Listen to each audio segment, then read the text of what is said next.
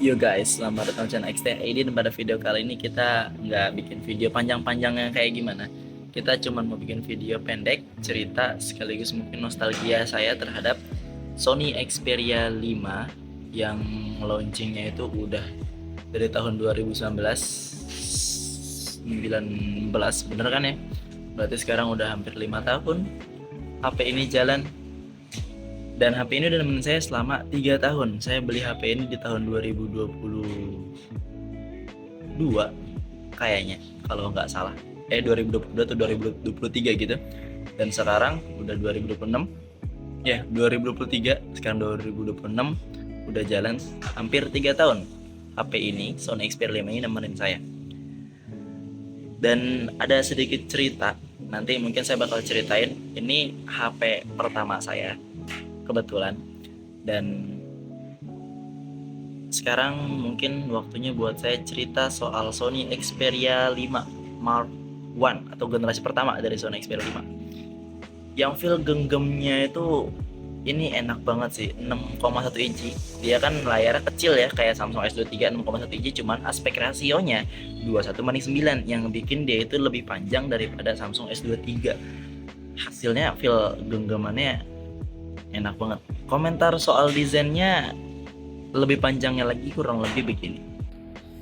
Sony Xperia 5 itu smartphone HP pertama saya yang saya beli dengan uang hasil tabungan. Waktu itu lagi di kursusan, kita kan mukim atau mungkin kita bisa sebutnya tinggal di kursusan tersebut gitu ya, di kursusan bahasa, dan saya nabung di situ. Alhasil saya membelilah HP ini. Dari sekian banyaknya HP yang sebenarnya bisa dibeli dengan harga 1,5 juta, pilihan saya jatuh kepada HP ini.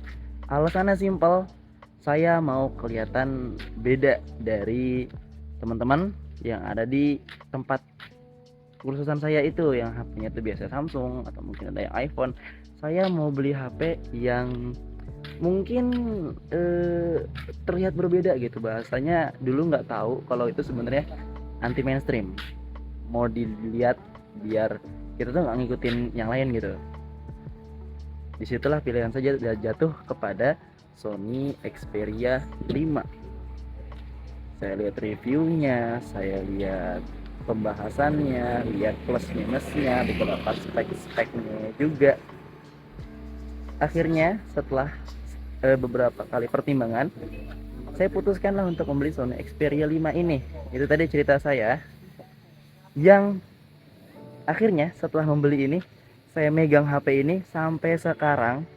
Saya masih berani buat bilang, saya masih bisa buat menyimpulkan kalau bagi saya pribadi, feel HP dengan layar 6,1 inci, kan Xperia 5 series itu kan layarnya 6,1 inci ya, dengan aspek rasio 21:9, itu menghasilkan feel genggaman yang nyaman banget di tangan.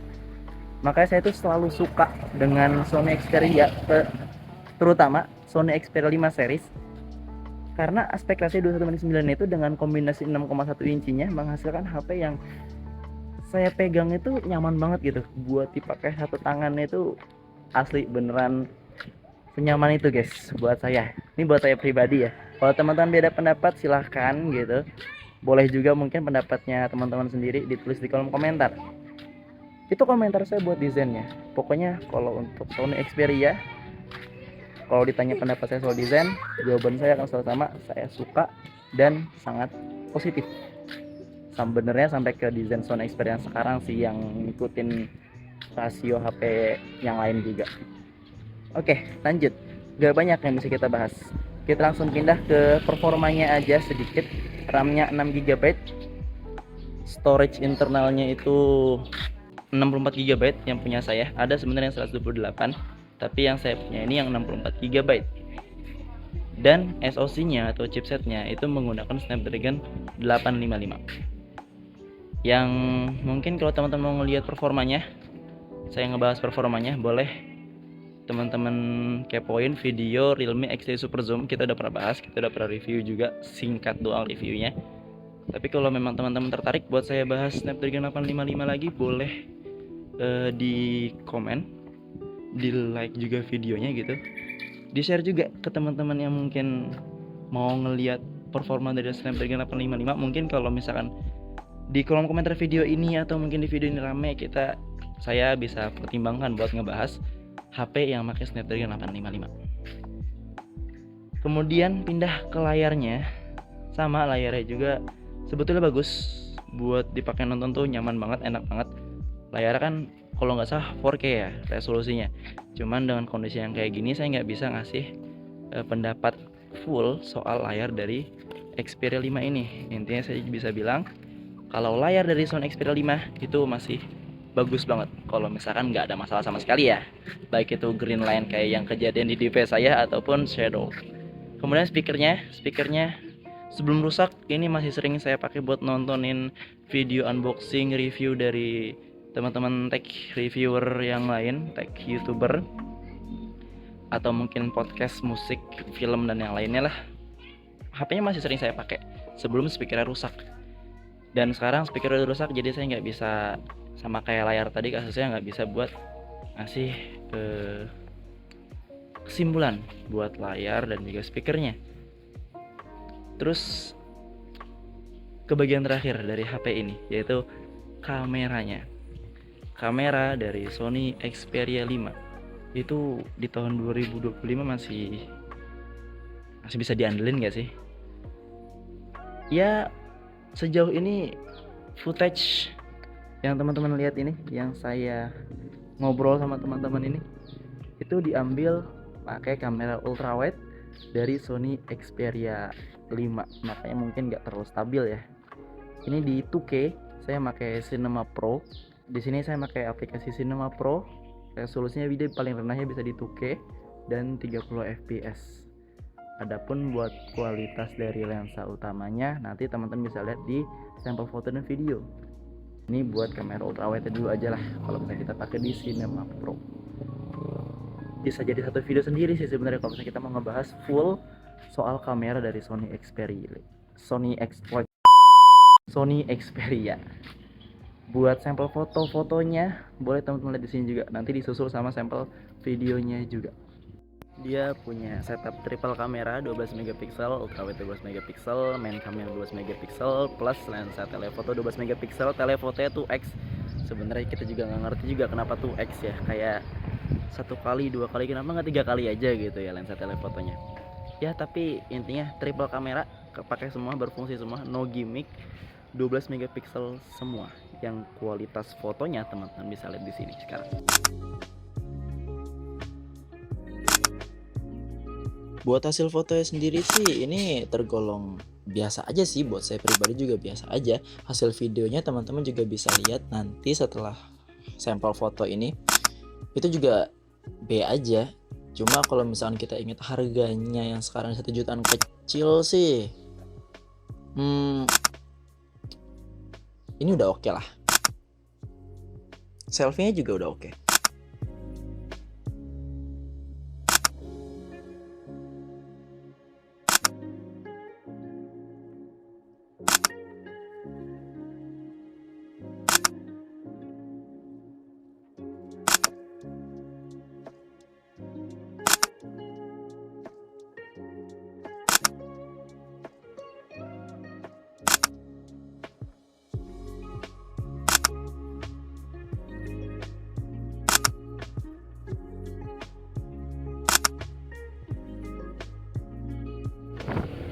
Sebenarnya buat videonya sendiri dia bisa ngerekam 60 fps di semua lensa telefoto main ultrawide, tapi dia cuma bisa gonta-ganti lensa dari kamera utama main kameranya ke telefotonya doang di 60 fps ataupun di 4K 30 fps atau di Full HD 30 fps. Ke ultrawide nggak bisa, harus kita matiin dulu baru kita ganti ke ultrawide. Padahal semua lensanya itu bisa ngerekam di 60 fps.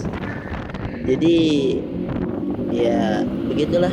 Dan EIS-nya pun nggak terlalu rapih ya kelihatannya ya, nggak terlalu bagus ya kalau misalnya kita pakai mode di 60 fps ini.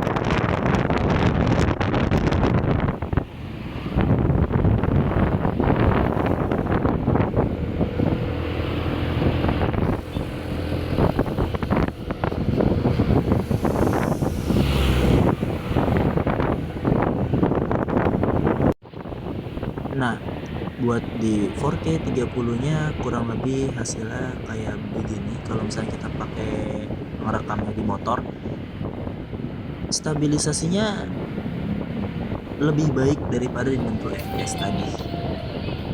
Dan ketika ngerekam ini juga bisa pindah ke lensa tele 2 kalinya. Kelihatan ya itu ngejedaknya. Terus pas ngerekam 4K 30 begini, bentaran aja HP-nya udah lumayan kerasa anget sih. Lumayan.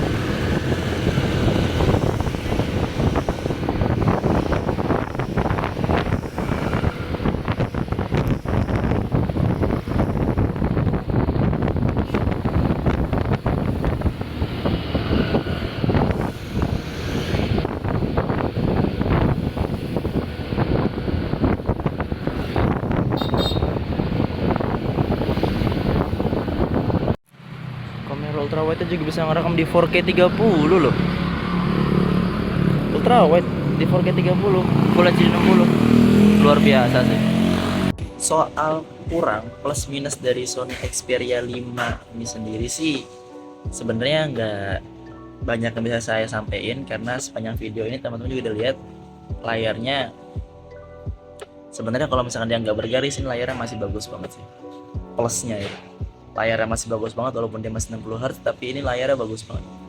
Beneran bagus banget dipakai buat nonton. Terus speakernya juga enak buat didengerin gitu. Tapi ya kondisinya teman-teman ngeliat sendiri, speakernya udah sember dan layarnya juga udah sangat mengenaskan begini. Itu udah jadi minus buat saya sendiri. Tapi andai kata ini nggak ada garis dan juga speakernya baik-baik aja, mungkin layarnya HP ini masih bisa kita pakai buat entertainment lah ya, buat nonton film atau mungkin nonton yang biasa kita lakuin di HP ya, nonton apa gitu. Terus sama kameranya, kalau misalkan dibandingin sama HP entry level sekarang 1 jutaan, HP ini kamera masih lebih baik daripada HP yang entry level sekarang gitu. Tapi kalau misalkan teman-teman agak kurang sabar orangnya, karena kan ini kita harus nyeting dulu dari ISO-nya, shutter speed-nya, kemudian exposure-nya juga, itu kita harus nyeting dulu. Ya itu bisa jadi poin minus juga gitu. Kameranya masih harus kita kotak-katik lah. Itu bisa jadi kekurangan, bisa jadi kelebihan, tergantung siapa yang megang. Ya, itu aja buat video cerita saya soal Sony Xperia 5 ini. Kemungkinan bakal ada video lagi soal Sony Xperia 5 atau mungkin Sony Xperia 1 kalau misalnya saya ada duitnya buat ngebeli, dan kita bakal nge-review Snapdragon 855 di Sony Xperia. Ya, ditungguin aja lah, subscribe dulu makanya biar nggak ketinggalan video yang akan datang nanti. Segitu aja dari saya pamit undur diri. Like kalau teman suka, dislike kalau nggak suka. Kita ketemu lagi di video Xtreme ID berikutnya. Bye guys. HP-nya bakal tetap saya pakai BTW. Nggak tahu, kalau misalkan dijual bakal jatuh banget soalnya. Jadi mending disimpan dan dirawat aja. Sayang, 3 tahun.